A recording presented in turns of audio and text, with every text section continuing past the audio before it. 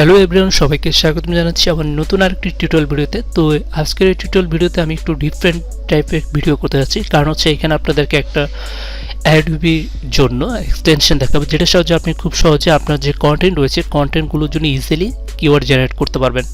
তো নর্মালি আপনারা যখন কন্টেন্টের জন্য কিওয়ার্ড জেনারেট করতে যান, আপনারা দেখতে পাচ্ছেন এখানে টাইটেলের উপরে একটি অপশন রয়েছে এবং হচ্ছে কিওয়ার্ডের উপর দুটি অপশন রয়েছে।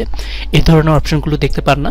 তো এটা মূলত এখানে দেখাচ্ছে আমি যেহেতু এখানে একটি এক্সটেনশন ইনস্টল দিয়েছি কিওয়ার্ড জেনারেট করার জন্য, সেই এক্সটেনশনের জন্য এটি শো করছে। তো টাইটেলের উপর যে অপশনটি রয়েছে, আপনারা চ্যাটজিপিটি এই অপশনটির সাহায্যে খুব সহজে আপনাদের যে কন্টেন্ট রয়েছে এটি সিলেকশন করে আপনারা টাইটেল জেনারেট করতে পারেন। তবে আমি সাজেস্ট করবো আপনারা ডিফল্টভাবে টাইপ করার জন্য, তাহলে ইজিলি আপনার যে কিওয়ার্ডগুলো রয়েছে সেগুলো ফাইন্ড আউট করতে পারবে। যেহেতু এখানে যে বিষয়টি রয়েছে এটা কাজ করে, মূলত আপনি যখন টাইটেলটি সাবমিট করবেন ওই টাইটেলের উপর ডিপেন্ড করে মূলত হচ্ছে তারা কিওয়ার্ডগুলো জেনারেট করে থাকে।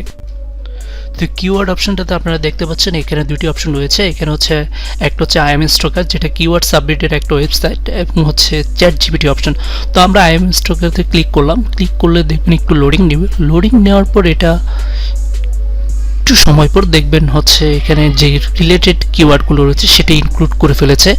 তো আপনারা এখানে একটা বিষয় খেয়াল রাখবেন, যখন এই ধরনের এক্সটেনশন ইউজ করবেন অটোমেটিকলি কিওয়ার্ডগুলো অ্যাড করার জন্য, তো আপনারা ফাইনাল একটা চেক দিয়ে নেবেন যে রিলেটেড কিওয়ার্ডগুলো অ্যাড করেছে কিনা। কারণ অনেক সময় অটোমেটিকলি অ্যাড করার ক্ষেত্রে তারা ডিফারেন্ট টাইপের কিছু কিওয়ার্ড অ্যাড করে ফেলে যেটা আসলে কন্টেন্টের সাথে রিলেটেড না। তো আপনি একটু চেক দিয়ে নেবেন। চেক দেওয়ার পর হচ্ছে আপনারা কফি কিওয়ার্ডে ক্লিক করবেন, দেন দেখবেন অটোমেটিকলি এটা অ্যাড হয়ে গিয়েছে। তো আপনারা দেখলেন কিভাবে খুব সহজে কিওয়ার্ডগুলো অ্যাড হয়ে গেল। তো এখন আমি আপনাদেরকে এক্সটেনশনটার সাথে পরিচয় করিয়ে দেব।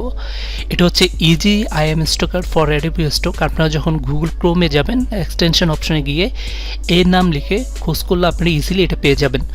তো পাওয়ার পর হচ্ছে আপনি ইনস্টল করে দেন হচ্ছে আমি যে প্রসেসটা আপনাদের দেখিয়েছি সেই প্রসেসে আপনারা হচ্ছে কাজ করবেন, তাহলে খুব ইজিলি এক্সটেনশনের মধ্যে আপনারা কিওয়ার্ডগুলো জেনারেট করতে পারবেন। তো এই ছিল আমার আজকের টিউটোরিয়াল ভিডিও আপনাদের জন্য।